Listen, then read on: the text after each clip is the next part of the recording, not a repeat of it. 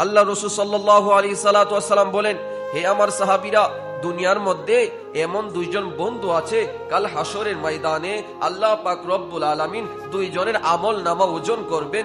একজনের আমল নামা ৯৯টা গুনাহ হবে, আরেকজনের একটা নেকি হবে। আরেকজন বন্ধুর ৯৯টা সওয়াব হবে, আরেকটা গুনাহ হবে। আল্লাহ বলেন, বান্দা, তোমার তো ৯৯টা সওয়াব, একটা মাত্র গুনাহ। তুমি যদি কারো কাছ থেকে একটা সওয়াব আনতে পারো, আমি আল্লাহ তোমাকে বললাম জান্নাতে দিয়ে দিব। ওই বান্দা খুঁজতে লাগলো, আরে আমাকে একটা নেকি কে দিবে, একটা নেকি পেলে আমি তো জান্নাতে চলে যাব। ওই বান্দা মায়ের কাছে গেল, গিয়ে বলল, মা, আমি তোমার সেই সন্তান যাকে না খাওয়াইলে তুমি খেতে না। আমি রাত্রের বেলা যখন বাইরে থাকতাম, দরজার দিকে তাকিয়ে থাকবে, আমার জাদুমণি কখন ঘরে ফিরবে। আমি তোমার সেই সন্তান মা, আজকে একটা নেকির কারণে আটকে গিয়েছি। ও মা, একটা নেকি দেন না, আমি জান্নাতে চলে যাব। ওই দিন সেই মা বলবে, আরে তুমি আমার সন্তান না, দুনিয়াতে আমার বিয়েই হয় নাই, সন্তান আসবে কই থেকে? ওই সন্তান বাবার কাছে চলে যাবে।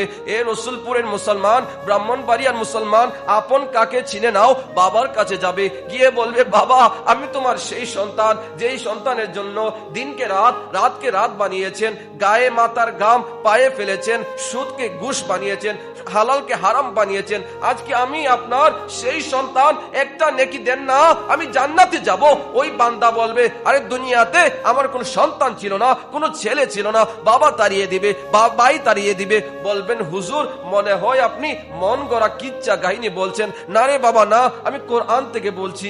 আল্লাহ পাক রব্বুল আলামিন 30 নম্বর পারা সূরা আবাসা 5 নম্বর পৃষ্ঠার মধ্যে বলে, ওয়া উম্মিহি ওয়া আবি, মা কাজে আসবে না, বাবা কাজে আসবে না, ভাই কাজে আসবে না। ওই বান্দা নিরুপায় হয়ে যাবে। আরে একটা নেকি কোথায় পাবো? একটা নেকির কারণে আমি জান্নাতে যেতে পারছি না। ওই বান্দা খুঁজতে খুঁজতে ওই বন্ধুর সাথে সাক্ষাৎ হবে, বলবে, বন্ধু, জানিস একটা নেকির কারণে আমি তোর বন্ধু জান্নাতে যেতে পারছি না। ওই বন্ধু বলে, তাই নাকি? আমার তো ৯৯টা গুনাহ, একটা সওয়াব আছে, আমি একটা সওয়াব দিয়ে কি করব?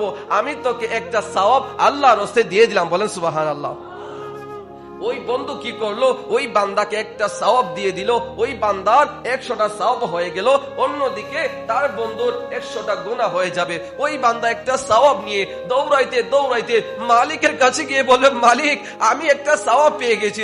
আল্লাহ বলে, এমন ময়দানে আমি আল্লাহ বলেছিলাম, ইমানিল মুলকুল ইয়াউম লিল্লাহিল ওয়াহিদিল কাহ্হার। আজকের দিনে কেউ আপন না, কেউ আপন না, মা আপন না, বাবা আপন না। তুই নেকি পাইলে কোথায়? এত বড় দয়া তোকে কে করেছে? ওই বান্দা বলে, দুনিয়াতে আমার একটা বন্ধু ছিল, আমার একটা কাছের বন্ধু ছিল, ওই বন্ধু আমাকে একটা নেকি দিয়েছে।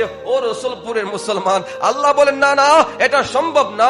সে তোমাকে দয়া করেছে, তার মানে বুঝিয়েছে সে দয়ালু। সে কি জানে না আমি রহমান? আমার চাইতে দয়ালু কেউ হয় না। ও বান্দা, তোর বন্ধুকে ডাক দে, তোকে একটা নেকি দিয়েছে, আমি আল্লাহ তার ৯৯টা গুনাহ, 100টা গুনাহ মাফ করে তোর দুই বন্ধুকে আমি আল্লাহ জান্নাতি বানিয়ে দিলাম। সে তোমাকে একটা নেকি দিয়েছে, আমি আল্লাহ 100টা দিয়েছি, কারণ আমি আল্লাহর চাইতে দয়ালু কেউ নাই। সুবহানাল্লাহ বলে।